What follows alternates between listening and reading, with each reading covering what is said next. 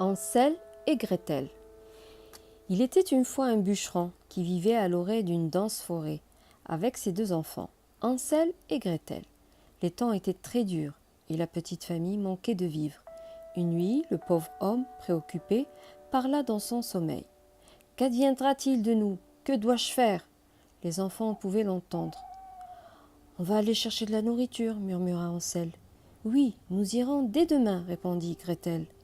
Le lendemain, les petits prirent les morceaux de pain que leur père leur donna à manger et y sortirent. Ils s'enfoncèrent dans les bois. À chaque pas, la forêt devenait plus sombre et des bruits étranges surgissaient de partout. Plus rien ne leur était familier. Gretel finit par s'effondrer en pleurs. « Oh, Hansel, comment réussirons-nous à retrouver la maison ? » « Ne t'en fais pas, j'ai marqué notre chemin de miettes de pain. Dès que le soleil se lèvera, nous pourrons rentrer, » dit-il en ramassant des branches. « Je vais faire un feu et nous allons nous reposer un peu. » Bientôt, grâce à la chaleur, leurs paupières se firent si lourdes qu'ils sombrèrent dans un profond sommeil et rêvèrent de leur lit douillet et de leur agréable maisonnette. À leur réveil, hélas, ils ne trouvèrent pas une seule miette de pain. « Les animaux doivent les avoir toutes mangées, » conclut Hansel désespéré. Pendant 3 jours, ils errèrent dans la forêt. Au moment où tout espoir les abandonnait, ils débouchèrent devant une maison en pain d'épices. De la fumée s'échappait de la cheminée en réglisse. Alors que des écureuils trottinaient sur la toiture couverte de glaçage, Hansel salivait. « Regarde, Gretel, la bordure du toit est en bonbons, et le cadre des fenêtres est en barbe à papa, » ajouta la fillette, l'eau à la bouche. Les mains tremblantes et l'estomac gargouillant, les petits affamés s'emparèrent d'un morceau de maison. « Qui ose manger ma demeure ?» rugit une voix depuis l'intérieur.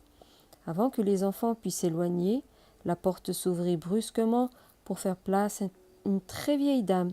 Jamais auparavant Hansel et Gretel n'avaient vu une personne si âgée.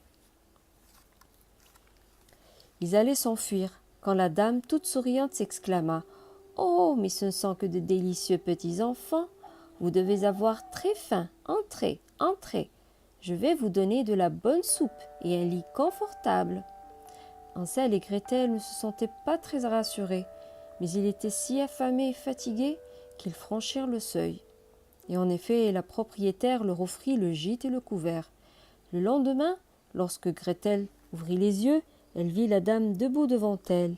Elle ne souriait plus du tout. « Lève-toi, petite paresseuse, et va porter cette gamelle à ton frère. Il faut qu'il devienne bien dodu, » ordonna-t-elle d'une voix sèche. Puis elle tira Gretel du lit et la poussa vers la porte. « Maintenant !» hurla-t-elle. Ébranlée, Gretel courut derrière la maison où elle trouva Hansel enfermé dans une cage. « Hansel, la vieille dame est une sorcière et elle veut te manger. Qu'allons-nous faire ?» Hansel réfléchit un moment. « J'ai un plan, dit-il, en faisant signe à sa sœur de s'approcher pour qu'il puisse le lui murmurer à l'oreille. Gretel retourna auprès de la sorcière et lui obéit sagement.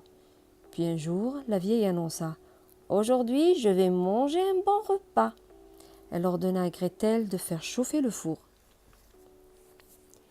« Et pour savoir s'il est chaud, poursuivit-elle, mets ta tête dedans. »« Comment vais-je pouvoir tester la température si je n'arrive pas à ouvrir le four ?» lança Gretel qui tentait de créer une diversion. « Mais quelle incapable! Tu n'as qu'à faire comme ça !» gronda la vieille dame.